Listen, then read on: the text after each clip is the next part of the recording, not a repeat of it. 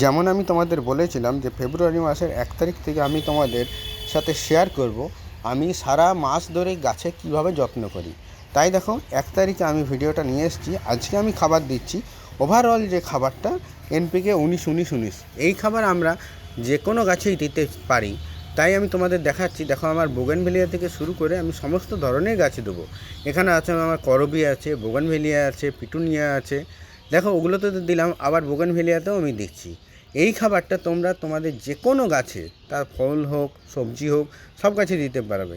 দেখো আমি এখন বোগেনভেলিয়াতে দেওয়ার পর আমি আমার বাগানের ভেতরে ঢুকবো এবং গোলাপ গাছে, গাঁদা গাছে, ক্যাপসিকাম গাছে সবেতেই স্প্রে করব। এইটা পাতাতে স্প্রে করলে গাছ খুব তত্তর করে বাড়ে এবং গাছের স্বাস্থ্য ঠিক থাকে। তাই তোমাদের কাছে যদি এই খাবারটা থাকে তো তোমরা এইভাবে অ্যাপ্লাই করবে। এবং আমি রোজ যেহেতু আবার ভিডিও দেবো, তাই আমার চ্যানেলটাকে ফলো করো, কারণ তাহলেও তোমরা তোমাদের বাগানকে আমার মতন করে সাজাতে পারবে। তো দেখো আজকে এই ভিডিওটা এতটাই, আবার দেখা হচ্ছে কাল।